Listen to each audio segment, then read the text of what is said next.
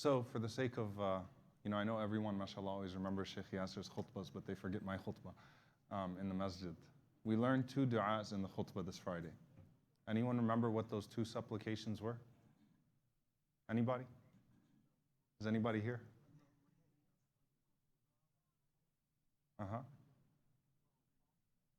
One more. Very good, mashallah. So we learned the dua, Allahumma inni as'aluka al-huda wa-tuqa wal-afafa wal-ghina. The supplication, oh Allah, I ask you for guidance, huda, tuqa, which is protection, to be protected from sin, falling into sin. So tuqa, taqwa is a shield of guidance. Wal-afaf, and there's another dua that's very famous, another supplication that's very famous and it's very powerful. And subhanAllah, I was reflecting, I was speaking to a friend of mine,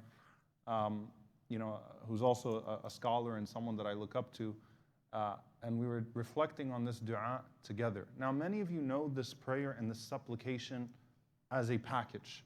Allahumma inni a'udhu bika min al-hammi wal-hazn.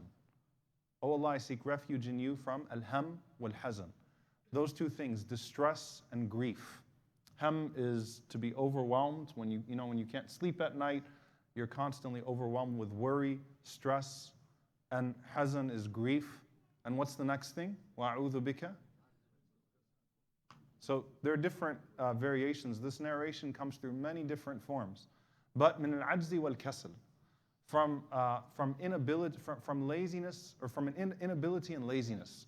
So there's a connection between al-ham wal-hazan, right? There's a connection between stress and grief. There's a connection between al-ajz wal-kasal, disability and laziness.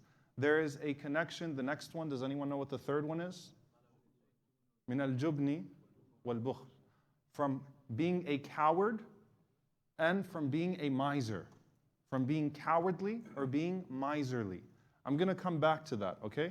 The fourth one, min ghalabati ad-dayn, from being overwhelmed by debt, wa qahr al-rijal, and from being oppressed by man, from the oppression of man, the cruelty of man. Is there a connection on the fourth one between the 2? Ghalabat ad-dayn wa qahr al-rijal. There's a connection, right? Overwhelmed with debt and also the cruelty of man, because those 2 things go together. Let's go back to the third one though. It's a very powerful dua. And if you went to any dua database, any supplication database, and search the amount of dua supplications that exist where the Prophet ﷺ sought refuge in Allah from being a coward. That's powerful.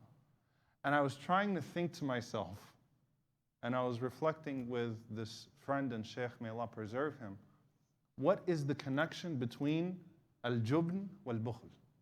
The connection between being a coward and being a miser. Anyone want to take a shot at that? Both of them come from a place of fear. And Allah subhanahu wa ta'ala says, فَلَا تَخْشَوْهُمْ وَخْشَوْنِي. Don't fear them, fear me. Okay? Don't be afraid of them, be afraid of me instead.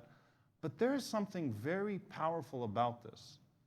Subhanallah, there is a time in our lives where suddenly theory and everything that's conceptual has to come to practice.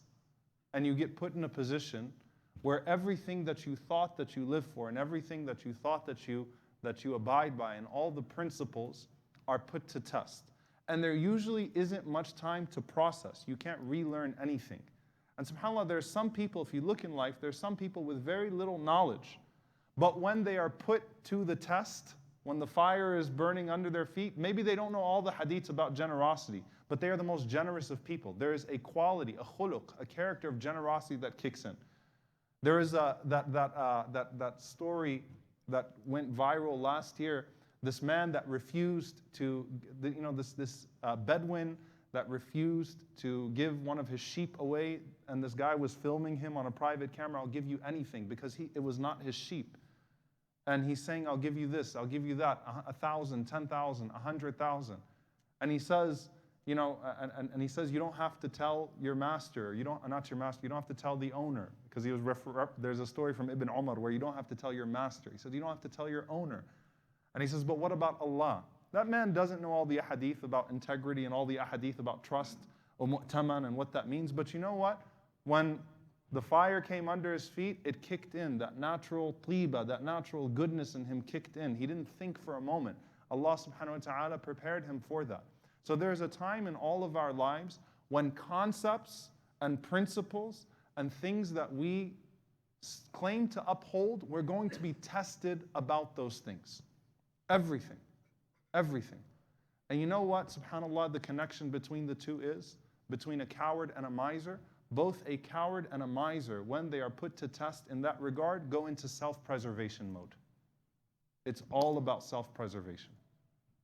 Forget about everything else. It's about me, Allahumma nafsi, nafsi, me, me. And so suddenly, when the money, al-bakhil, a person who's stingy, suddenly when the call comes to give money for something, and this person could know every single ayah about sadaqah, every single thing about charity, you've got to come forth. But you know what? I'm feeling the pinch right now. It was easy for me to reference not being bakhil, not being stingy, when I had $200,000 in the bank account and I raised my hand for 10,000 and said, mashallah, and felt good about myself in a fundraiser. But right now, I'm in a situation where I've got $300 in the bank account, I'm struggling to make way, and there's a sister or a brother in front of me in need. And suddenly, Allahumma nafsi, nafsi. Me, me. Right? Self-preservation. Self-preservation. And then you look at the coward. You look at a person who has that trait or that quality of al-jubn. Right? It's all about me, me, me. There's a connection between the two.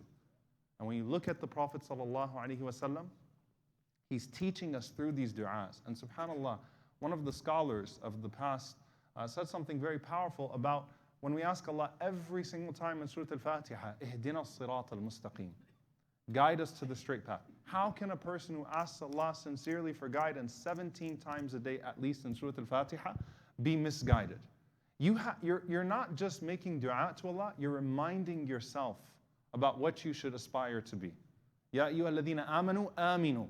Oh, you who believe, believe. You're reminding yourself about what you're supposed to be, what you're supposed to be aspiring to be. فَذَكِّرْ فَإِنَّ الذِّكْرَى تَنْفَعُ الْمُؤْمِنِينَ. Remind because the reminder benefits the believer. It's not that you're learning anything new, but you're reminding yourself of who Allah wants you to be and what you're supposed to be. And even if you remind yourself with empty words over and over and over again, but you don't take a moment to actually think about, what am I asking Allah for? And when I make these du'as, because I have it in my app, Afkar al-Sabah wal-Masa, the morning remembrances and the evening remembrances, and I'm asking Allah to give me qualities, am I actually exerting myself to attain those good qualities that I'm asking Allah to give me? Am I actually putting it to myself? Am I actually going forth and trying to claim those qualities and saying, Ya Allah, Allahumma inni as'aluka al-huda. Oh Allah, I ask you for guidance, and I'm looking for guidance. I'm working for guidance. I will do everything I can to find guidance. Wat-tuqa. And I ask you for taqwa and that consciousness and that fear. And you know what? I'm going to take all the steps to make sure that I guard myself from the sins that will corrupt my guidance.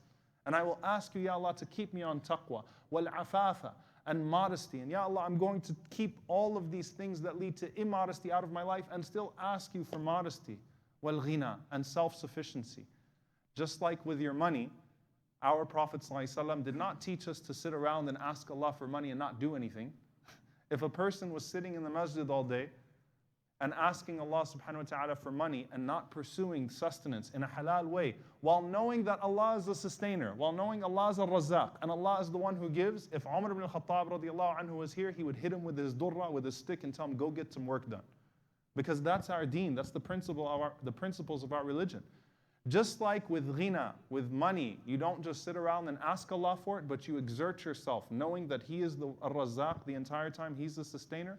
With every single quality we seek from Allah subhanahu wa ta'ala, we exert ourselves.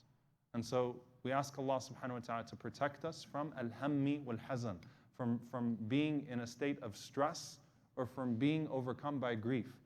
Min al-ajzi wal-kasal. We ask Allah to protect us from inability and laziness. Min al-jubni wal-bukhl. We ask Allah to protect us from being cowards and misers. وَمِنْ غَلَبَةِ الدَّيْنِ وَقَهْرِ الرِّجَالِ. We ask Allah subhanahu wa ta'ala to protect us from the oppression and cruelty of man and from the burden of debt. Allahumma ameen. Jazakumullahu khairan. Any questions? All right. سبحانك اللهم وبحمدك أشهد أن لا إله إلا أنت أستغفرك وأتوب إليك. السلام عليكم ورحمة الله وبركاته.